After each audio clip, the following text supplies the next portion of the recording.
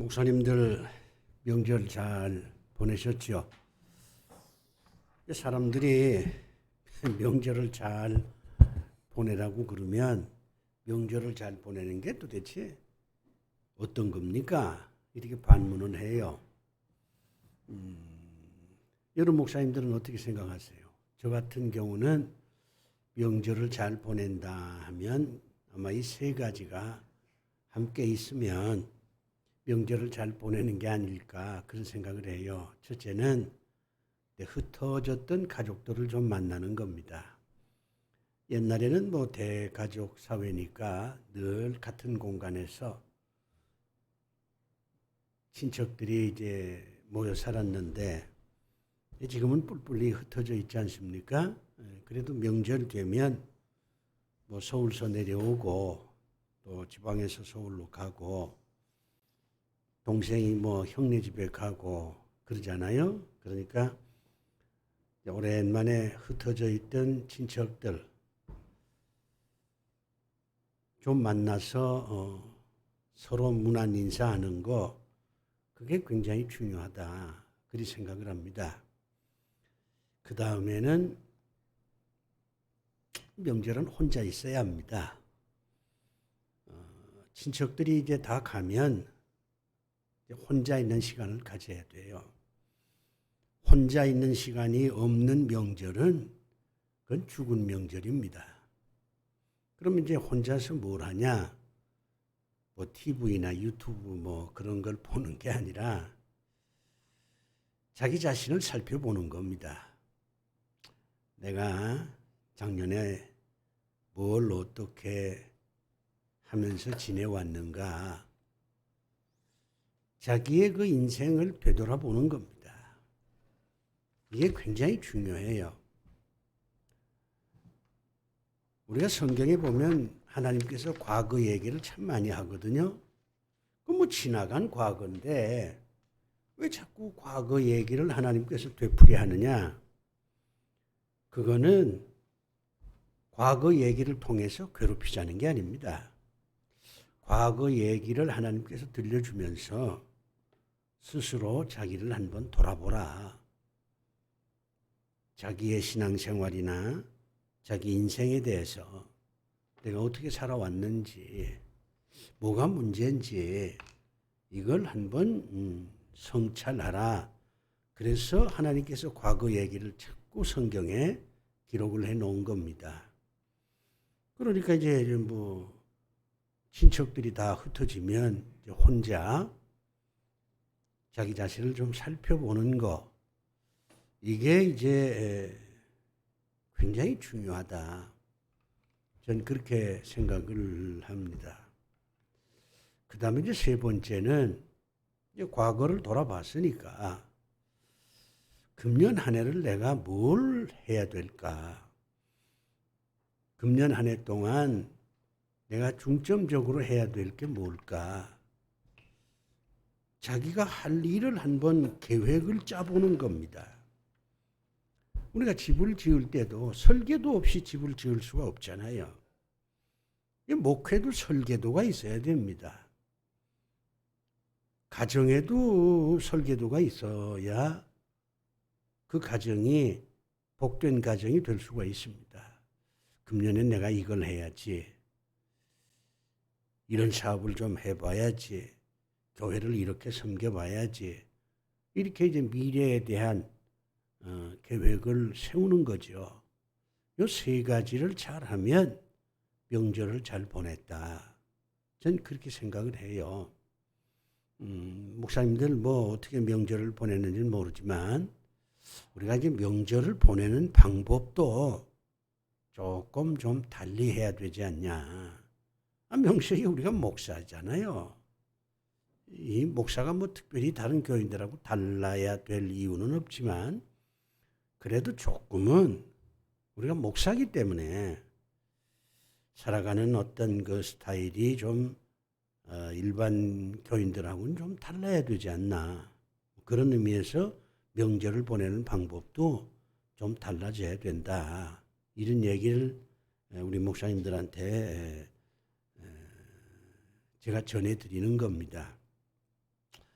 인문학적 설교를 하면 굉장히 어렵게 생각하실 필요가 없어요. 우리가 이제 성경을 볼 때 세 가지 범주로 보는 겁니다. 하나님, 인간, 그리고 상황입니다. 그런데 인문학적 설교는 하나님에 대해서는 일단 우리가 이제 신학교에서 하나님에 대해서 공부를 많이 했잖아요. 그러니까 잠시 좀 접어두고 인간에 대해서 좀 연구를 하는 겁니다. 그리고 상황에 대해서 좀 더 관심을 갖고 그 상황에서 우리가 배울 수 있는 게 뭐 없을까, 이런 고민을 하면서 설교하면 그게 인문학적 설교다. 전 그렇게 생각을 합니다. 자, 예를 들어 봅시다. 여러분은 에덴 동산을 어떻게 생각합니까? 어떤 사람은 에덴 동산은 하나님이 창조했잖아요. 하나님이 설계한 거 아닙니까? 그러니까 완전한 상황이다. 이제 그렇게 이해를 합니다. 하나님이 이제 설계하고 하나님이 만드셨으니까 그 완전한 거 아니냐? 이렇게 생각을 하는데 전 그렇게 보질 않아요. 하나님은 처음부터 에덴 동산을 완전하게 만들지 않으셨다고 전 봅니다. 하나님은 전능하신 분이니까 에덴 동산을 완벽하게 만들 수도 있지요. 전능하신 하나님이시잖아요. 그러나 하나님께서는 완벽한 에덴 동산을 일부러 만들지 않으셨다는 겁니다. 왜냐? 인간을 위해서. 인간은 완벽한 상황에서는 생존할 수 없는 존재입니다. 인간 자체가 불완전한 존재예요. 목사님들 아시다시피 하나님께서 흙으로 인간을 만들었다고 그러잖아요. 진료가 흙이야. 재료 자체가 시원치 않아. 그런데 인간이 어떻게 완전할 수가 있습니까? 불완전한 인간이 살아가려면 그 환경도 불완전할 수밖에 없어요. 이 불완전하다는 게 은혜라고 생각을 하셔야 됩니다. 왜 하나님께서 나를 완전하게 만들지 않으셨냐? 이렇게 불평불만하지 말고 오히려 불완전한 것이 나한테 더 유익이 될 수도 있다. 이런 발상을 하셔야 됩니다. 자, 보세요. 에덴 동산에는 두 가지 치명적인 불완전이 있습니다. 하나는 선악과예요. 이 선악과는 자유를 상징한다. 이렇게 우리가 이해할 수 있는데 먹을 수도 있고 안 먹을 수도 있잖아요. 먹으면 죽는 거예요. 하나님께서 먹으면 죽는다 그랬잖아요. 이 선악과가 있다는 자체가 에덴 동산이 불완전하다는 얘기입니다. 자유라고 하는 것은 굉장히 우리한테 유익을 주지만 그 자유 때문에 인간은 쓰러지는 거예요.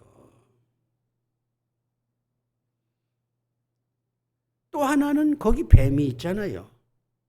뱀은 사탄을 상징하는 거라고 우리가 그렇게 흔히 이해를 하지 않습니까? 에덴 동산에 뱀이 있었어요. 죄를 범하게 만드는 요소가 에덴 동산에 있다 이 말이에요. 사람을 쓰러지게 만드는 요소가 에덴 동산에 있는데 어떻게 에덴 동산이 완전한 상황이라고 생각할 수 있어요? 그렇기 때문에 에덴 동산에 사는 아담 하와는 결국은 쓰러질 수밖에 없는 상황 속에 처한 인간이다. 이렇게 이해할 수가 있는 거예요. 그러면 하나님께서 왜 그렇게 했냐? 인간을 위해서 그렇습니다. 인간을 위해서. 인간이 애초부터 불완전한 존재니까.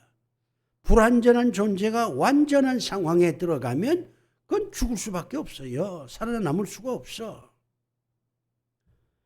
우리가 에덴 동산이라고 하는 이 상황을 이렇게 이해하면 결국은 이 세상은요, 어떤 어떤 이념에 의해서 다스려져도 이 세상은 완전한 세상이 될 수가 없어요. 그 다음에 이제 오늘 본문이 살인사건 아닙니까? 이것도 하나의 상황이잖아요. 아니, 형이 동생을 죽여. 이게 말이 됩니까? 근데 이런 상황이 일어났단 말이에요. 그러면 이 최초의 살인사건을 통해서 하나님께서 뭘 우리에게 말씀하시고 계시냐? 그걸 우리가 찾아내야 되는 겁니다. 저는 이 최초의 살인사건이라고 하는 이 상황 속에서 하나님께서 우리에게 주시고자 하는 교훈이 뭐 많이 있겠지만 세 가지는 분명하다. 저는 그렇게 생각을 합니다. 그 점은 오늘 이제 목사님들한테 말씀을 드릴게요. 목사님들이 잘 들으시면 설교할 때 굉장한 도움이 되지 않겠나 이런 생각이 들어집니다. 첫 번째는 뭐냐면 인간은 자유롭습니다. 그건 하나님이 주신 거니까. 자유는 좋은 거죠. 자유는 좋은 겁니다. 이거는 인간 증명서예요. 인간에게 자유가 없다면요, 그건 인간이 안 되는 거예요. 그래서 감옥이라는 데가 뭐 하는 데입니까? 자유를 제한하는 데가 감옥이에요. 그래서 죄를 지으면 감옥으로 보내는 겁니다. 감옥도요, 먹는 것도 있어요. 감옥에서도 운동할 수 있어요. 감옥에서도 무슨 신문도 볼 수 있고 TV도 볼 수 있어요. 감옥에 있으면서도 면회도 할 수 있어요. 근데 감옥에 있으면 자유가 없어요. 자고 싶으면 잘 수 있냐? 아니지요. 노래하고 싶으면 노래하냐? 아니지요. 사람 만나고 싶다고 아무 때나 만납니까? 아니지요. 감옥의 고통은 자유롭게 살지 못하는 고통입니다. 인간은 자유롭습니다. 그렇기 때문에 무슨 행동도 할 수 있어요. 하나님께서 먹지 말라고 하는 선악과까지 먹는 인간인데 못할 게 뭐 있어요? 인간은 본래 그런 존재입니다. 그런데 자기가 행사한 자유, 그 자유에 대한 책임을 하나님께서 물으신다는 겁니다. 이 하나님께서는 그렇게 말씀하는 거예요. 너희들 마음대로 살아. 뭐든지 너희들 하고 싶은 대로 해. 그러나 너희들이 한 행동에 대해서는 너희가 책임져야 돼. 하나님께서 그렇게 말씀하는 거예요. 그러니까 아담 하와가 자유로우니까 선악과를 다 먹었습니다. 그러니까 하나님께서 책임을 묻는 겁니다. 이제 에덴 동산에서 추방당했잖아요. 여자한테 책임을 물었습니다. 해산의 고통. 남자한테 책임을 물었습니다. 네가 죽을 때까지 노동을 해야 너 먹고 살 수 있을 것이야. 이거 책임이에요. 우리는 이 점을 깨달아야 됩니다. 그리고 교인들한테 이 점을 분명하게 가르쳐야 돼요. 기도하든 기도 안 하든 너희들 자유야. 예배 드리든 안 드리든 너희들 자유야. 헌금하든 안 하든 그거 다 너희 자유야. 남하고 싸우든 말든 가 너희 마음대로 해도 돼. 그러나 그 행동에 대한 책임은 너희들이 져야 돼. 이렇게 목사님들이 가르쳐야 돼요. 요즘은 헌금 설교도 어렵잖아요. 지금 가뜩이나 이렇게 어려운데 아니, 목사님들이 헌금하라 그런 얘기 못합니다. 해서도 안 되고요. 그러나 이렇게 가르칠 수는 있잖아요. 헌금해도 되고 안 해도 된다. 그건 당신들 자유야.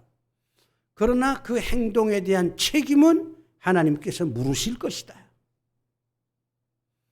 그렇게 하면은 뭐 헌금하라고 얘기할 필요 없이 교인들이 내가 한 행동에 대해서는 하나님께서 나한테 책임을 묻겠구나.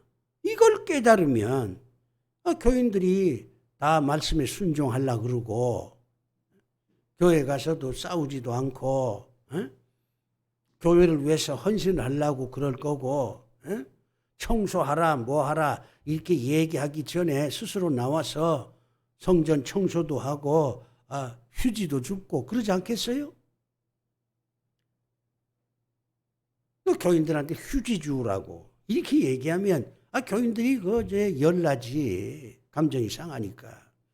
그런 식으로 하지 말고 당신이 한 행동에 대해서 하나님은 책임을 묻는다. 하나님은 상 주신다. 벌 주신다.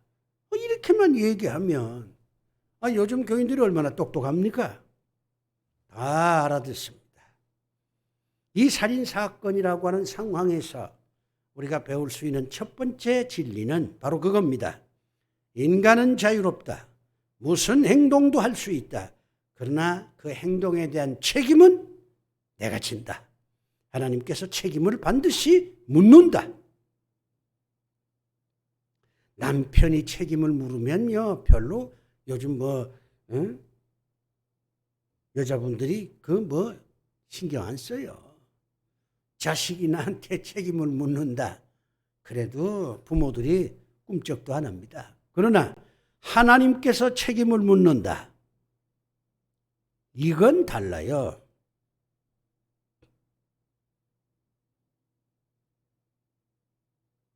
그렇게 우리는 이 사건을 통해서 배울 수가 있는 겁니다. 그 다음 두 번째는 뭐냐? 신앙생활의 시작이 뭡니까? 예배입니다.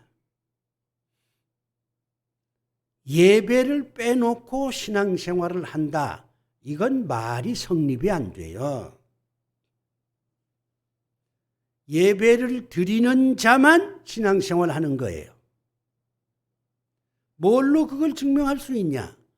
여러분 창세기 보세요. 아담, 하와 그 다음에 등장하는 사람이 누구예요? 가인과 아벨이잖아요. 아담, 하와는 선악과 사건이 핵심이지만 가인과 아벨은 살인 사건이 핵심입니다. 근데 이 살인의 동기를 찾아봅시다. 아벨도 하나님께 제사를 드리고 가인도 하나님 앞에 제사를 드렸어요. 둘 다 똑같이 제사를 드렸어. 다른 게 하나 있습니다. 아벨은 제물을 어린 양을 잡아서 기름으로 제물을 드렸다고 성경이 나와 있고, 가인은 이게 농부니까 곡식을 제물로 드렸습니다. 그래서 어떤 사람은 이 곡식으로 하나님께 예배드리면 하나님이 안 받으시고 양을 잡든지 소를 잡든지 희생 제물을 드려야 하나님께서 예배를 받으신다. 이렇게 극단적으로 문자적으로 해석하는 분들도 있습니다. 그분들은 예수 그리스도의 십자가니 피 흘리는 사건이잖아요. 그러니까 예수님의 어떤 그 십자가 사건과 연결시켜서 그런 식으로 해석을 하는데 성경은 그렇게 해석하지 않습니다. 히브리서를 믿음장 있잖아요. 히브리서를 읽어보면 성경은 이렇게 말합니다. 가인은 믿음으로 드리질 않았어요. 아벨은 믿음으로 예배를 드렸다고 했습니다. 제물이 중요한 게 아닙니다. 곡식을 제물로 드리든 양을 제물로 드리든 그게 중요한 게 아니에요. 예배 드리는 사람의 마음이 믿음이 있느냐 없느냐 그게 중요한 겁니다. 믿음으로 드리니까 하나님이 받으시고 믿음 없이 드리니까 하나님께서 거부하는 거 아닙니까? 그러니까 목사님들이 교인들한테 예배드려라 예배드려라 이렇게 가르치지 마시고 믿음으로 예배를 드려라 이렇게 가르치셔야 정확하게 가르치시는 겁니다. 믿음이 중요하다 이 말이에요. 믿음은요 얼마나 중요합니까? 믿음이 있어야 구원을 받잖아요. 성경에 소망이 있어야 구원을 받는다 그렇게 얘기합니까? 사랑이 있어야 구원받는다 그렇게 얘기합니까? 아닙니다. 믿음으로 구원받는 거예요. 사도 바울이 믿음, 소망, 사랑 이 세 가지는 항상 함께 있을 것인데 그중에 제일은 사랑이라 뭐 이렇게 말씀을 하니까 사랑이 최고다 이렇게 얘기를 하는데 그 말은 맞습니다. 그런데 이렇게 생각해 보세요. 믿음은 뿌리고 그 다음에 소망은 줄기고 사랑은 열매다. 우리가 감을 심든 사과를 심든 그 목적은 열매를 따기 위해서 심는 거 아닙니까? 그러니까 사랑이 열매라는 점에서 그중에 제일은 사랑이라 이렇게 얘기하는 건 맞는 얘기죠. 근데 뿌리가 썩으면요 줄기가 자라질 않아요. 뿌리가 썩으면 열매를 맺지를 못해. 믿음이 시작입니다. 그러니까 하나님께서 뭐라고 말합니까? 믿음이 없이는 하나님을 기쁘시게 못한다. 그렇게 말하잖아요. 성경에 하나님께서 그렇게 사랑을 강조하지만 사랑이 없이는 하나님을 기쁘시게 못한다. 그런 데는 없습니다. 물론 하나님께서 사랑을 많이 강조하지요. 주님은 그러잖아요. 하나님을 사랑하고 내 이웃을 내 몸처럼 사랑하라. 사랑은 정말 좋은 거야. 그건 열매니까. 마지막으로 우리가 먹는 거는 사과 뿌리를 먹는 게 아니라 사과 열매를 먹는 거니까 사랑이 중요하지만 그 사랑을 제대로 하려면 믿음이란 뿌리가 튼튼해야 된다 그 말입니다. 그러니 믿음으로 드리는 예배가 산 예배다. 이걸 우리는 깨달아야 됩니다. 그러면 이 믿음이라는 게 굉장히 복잡하잖아요. 목사님들이 교인들한테 믿음을 가져라, 믿음을 가져라 이렇게 자꾸 얘기하는데 그 듣는 교인들 입장에서는 참 추상적입니다. 믿음을 가져라. 무슨 말인가? 좀 이해는 될 것 같은데 선명하지가 않아. 복잡하면 선명하지가 않습니다. 단순하게 가르치셔야 돼. 자, 믿음. 이건 믿는다는 동사의 명사형 아닙니까? 뭘 믿습니까? 우리가 믿는 건 딱 두 가지면 충분해요. 하나는 하나님은 살아계시다. 이걸 믿는 거예요. 죽은 하나님을 왜 믿습니까? 살아있는 하나님을 믿는 것이지. 근데 이 하나님을 믿는다는 건 굉장히 어려운 거예요. 왜냐하면 하나님은 보이지가 않잖아요. 보이지가 않아. 보이면은 믿기도 쉽지. 저는 지금까지 60년 넘게 신앙생활을 했지만 한 번도 하나님을 본 적이 없어요. 하나님 보려고 애를 써도 하나님 보여주질 않더라고. 인간이 어떻게 하나님을 봅니까? 어떤 사람은 꿈에 봤대. 환상 중에 봤대. 나는 그거 믿지 않습니다. 그 사람은 봤다니까 할 말 없지. 본인이 봤다는데 내가 뭐라고 얘기합니까? 그러나 나는 그거 믿지 않습니다. 우리는 하나님을 눈으로 볼 수가 없어요. 그러면 눈으로 보질 못하니까 하나님 믿는다는 게 굉장히 힘든 거예요. 내가 목회할 때 신앙생활 잘하는 분이 장로님인데 오셔서 저한테 고민을 털어놓읍니다. 목사님, 나 솔직한 고백을 하나 하겠습니다. 난 또 무슨 죄를 지은 줄 알고 내가 또 철렁하더라고. 그게 뭔데요? 그랬더니 저 아침에는요 하나님이 계신 것 같고 저녁에는 안 계신 것 같고 나 오락가락합니다. 내 신앙생활 몇십 년 해서 명색이 장로가 됐는데도 아직도 어떤 때는 계신 것 같고 어떤 때는 안 계신 것 같고 오락가락합니다. 그게 제 고민입니다. 그러더라고요. 그래서 내가 그랬어요. 웃으면서. 장로님만 그러는 거 아니요. 교인들 100%가 다 그래. 말 안 할 뿐이지.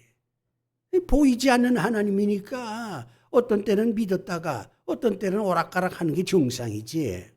그거 가지고 고민할 거 없어요. 그러면서 내가 이런 얘기는 했습니다. 근데 장로님, 눈에 안 보인다고 해서 없는 건 아닙니다.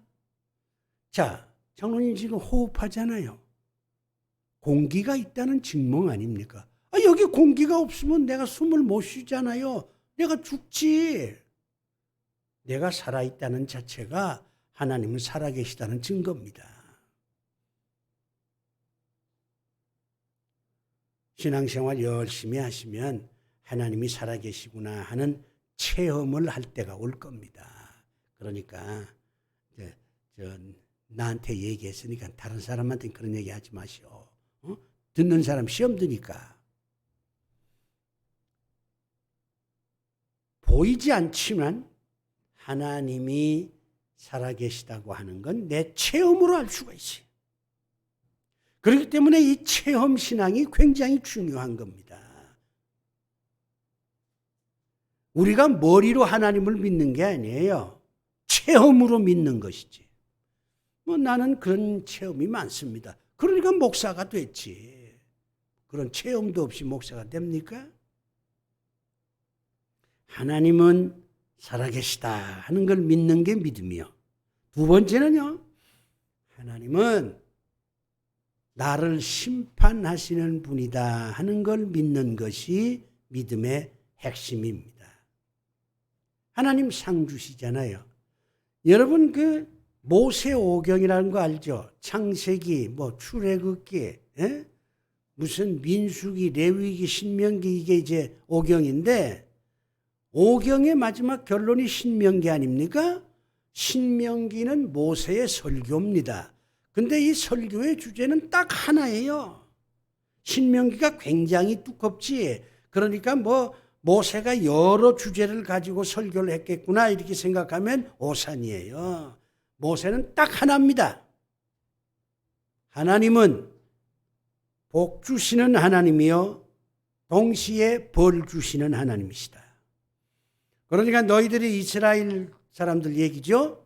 가나안 땅에 들어가면 하나님 말씀에 순종해라. 그렇지 않으면 너희들은 가나안 땅에 가서 오히려 고통을 받을 것이다. 벌 받을 것이다. 그거잖아요. 하나님은 심판하는 하나님이십니다. 그걸 믿는 게 믿음이에요. 내가 하나님 말씀에 순종하면 하나님이 나한테 상 주시고 내가 하나님 말씀에 순종 안 하면 하나님은 벌 주시는 분이다. 이걸 믿는 거예요.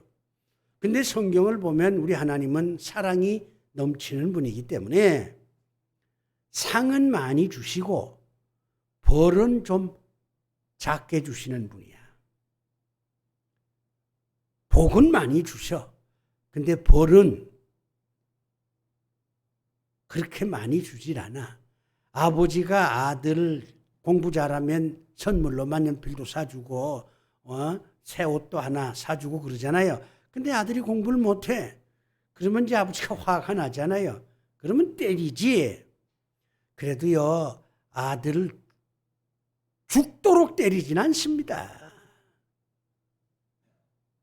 속이 터지고 화가 나고 아들이 말이지 허랑방탕하니까 아버지가 화가 나서 매를 때려도 그저 종아리 그저 한 두어 대 때리지 죽도록 때리진 않아. 왜? 사랑이 있으니까. 하나님께서 우리가 잘못하면은 우리에게 벌을 주시긴 하지만 그래도 사랑의 그 마음이 넘치는 하나님이시니까 우리가 죽지 않게 그나마 견딜 수 있게 그렇게 벌 주시는 분이십니다. 그래서 성경에 하나님은 사랑의 하나님이라 그렇게 말하는 거예요. 이 사건을 통해서 믿음이 중요하구나. 믿음으로 예배를 드려야 되는구나. 그 진리를 깨달아 알 수가 있습니다. 이제 마지막 하나인데, 가인이 동생을 죽였잖아요. 그러니까 하나님께서 책임을 묻는 겁니다. 가인한테. 가인을 불렀어요. 그리고 하나님께서 가인 보고 내 동생 아벨이 어디에 있느냐? 그러니까 가인이 퉁명스럽게 내가 뭐 동생 지키는 자입니까? 몰라요. 자기가 죽여놓고 몰라요. 시침을 떼는 거야. 그때 하나님께서 뭐라고 말씀합니까? 너 왜 화를 내니? 너 왜 화를 내? 어? 그러면서 내 죄를 다스리라. 그렇게 말씀합니다. 목사님들 이거 보세요. 하나님께서 가인 보고 내 죄를 다스리라. 화내지 말고. 하나님이 그렇게 말씀을 합니다. 자, 이때 죄를 다스리라고 하는 뜻이 무슨 뜻이냐? 이걸 우리가 찾아내야 됩니다. 하나님께서 가인 보고 네가 동생을 죽였잖아. 근데 네가 왜 화를 내? 네 마음속에 있는 죄를 네가 다스려야지. 이런 말씀인데, 죄를 다스리라 하는 말을 다른 말로 표현하면 죄와 싸우라는 얘기입니다. 지금 이 가인 마음속에 죄가 있잖아요. 그래서 동생을 죽였잖아. 그러니까 하나님께서 내 마음속에 있는 죄를 다스리라 이렇게 말씀하는 거잖아요. 자기와 싸우라는 얘기지. 인간이 할 수 있는 최초의 선행이 뭐냐? 선행은 착한 행동 아닙니까? 뭐 구제하고 뭐 누구 뭐 병문 안 가고 이거 다 선행이지요. 에? 그런데 인간이 할 수 있는 가장 큰 선행은 남을 구호하고 병문 안 가고 남 위로해 주고 야 기운내. 에? 이게 아니에요. 인간이 할 수 있는 가장 큰 선행은 자기 마음 속에 있는 죄와 싸우는 겁니다. 자기와 싸우는 것이 최고의 선행이에요.